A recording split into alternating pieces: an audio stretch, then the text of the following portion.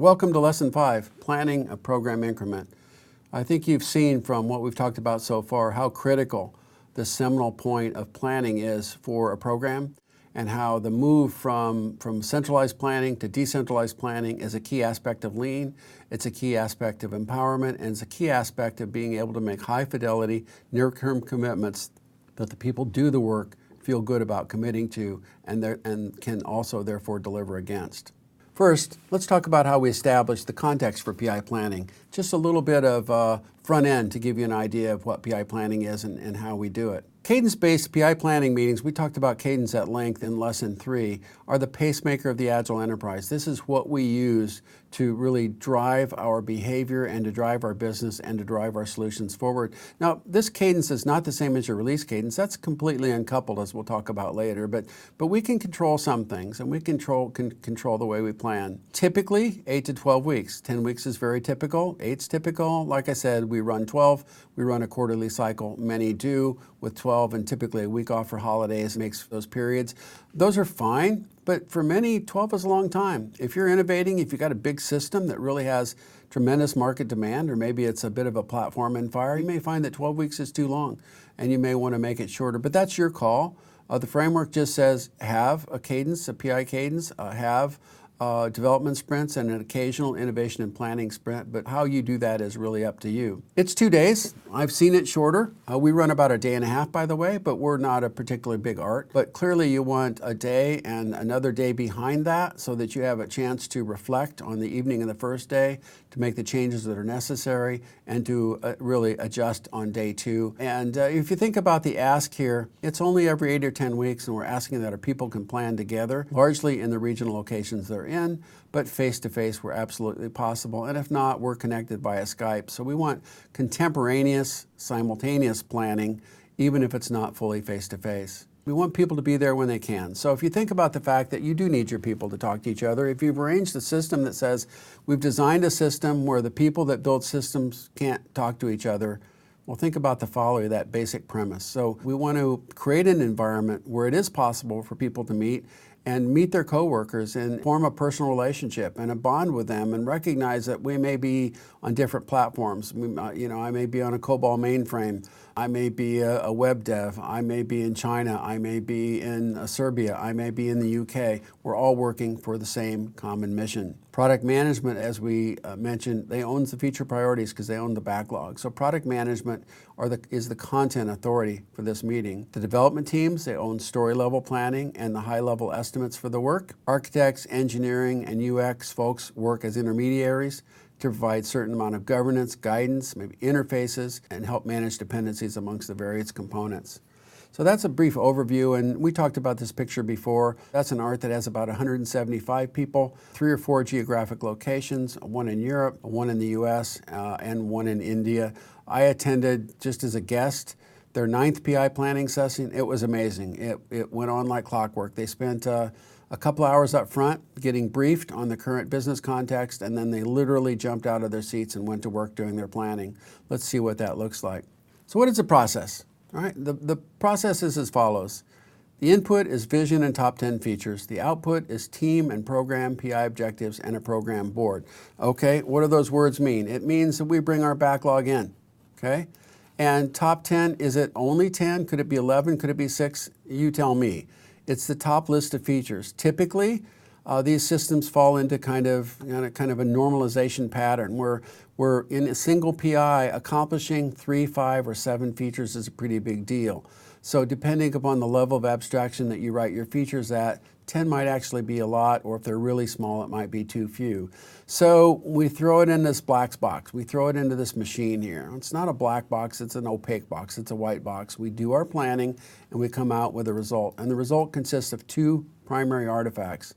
The one the teams produce are their own objectives, and only they can do that. Nobody can tell a team what they can do. Heck, it's hard enough for them to be able to predict what they can do. And we're going to abstract those into the program PI objectives. This is what we're going to make the commitment to, and a program board. We'll talk plenty more about these as we go through this particular lesson. However, ahead of time, once we understand we're doing this, we can set that program planning calendar as much as a year in advance.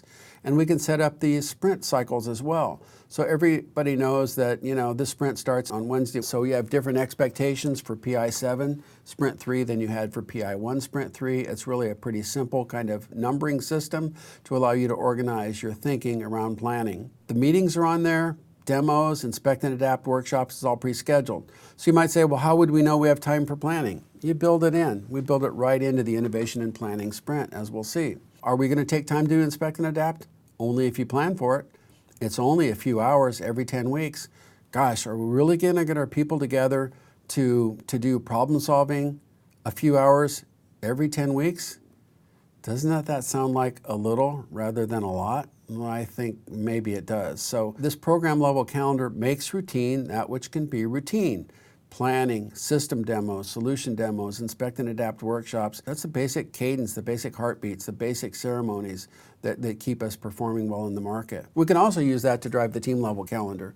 Their iteration planning meetings and demos and retrospectives can all be on there as well. So if you're a stakeholder that's involved in a couple teams, maybe you're a system architect or security architect and you're worried about the current implementation of PCI, you can check with those teams at those times, attend their demos, maybe even attend their planning session and say, hey, there's been a change. We have some new PCI requirements. We need to treat credit card information a little bit differently. Or maybe I'm that same security guy. I'll just worry about that here. I'll come to this meeting. That's the one I need to do. That's this meeting over here because I've got some important new PCI information to deliver to the teams. I'll just wait for that. And then I don't need to attend those individual meetings. In any case, the plan to plan is known. You've made routine, which can be routine. You've added cadence and synchronization to your planning function, and you're a long way towards rethinking and relearning how to deliver value. Let's look at the agenda. So this agenda evolved for years, and then it stopped evolving, so it hasn't changed in a while. It's arbitrary. Of course you can do whatever you want, but here's what works. An hour up front for business context, the highest level business executive you can find. Product management, present the product and solution vision, 9 to 10:30 or so. What is the current backlog? What is the current prioritized feature set? These would be very animated. People are going to want to hear from the business owner or the VP about the current business context.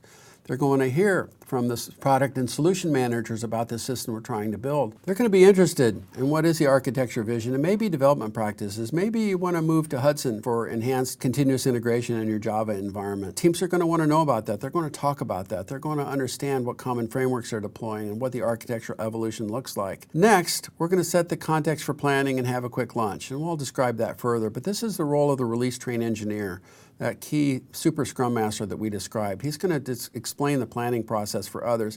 Now, after a couple sessions, he no longer has to explain that other than perhaps they've made some continuous improvements to the process. After lunch, the teams break out and do their work. We'll talk at length about that. Come back together for a draft plan review. A most important meeting, management review and problem solving, typically a little bit after hours. Teams largely go home. Sometimes product owners or scrum masters or system architects stay. And we look at the plans. Well, why? Because we're probably going to discover some things that we wanted to do don't work, and we're going to need to make some adjustment. And we need to make those adjustments before the teams come in the next day.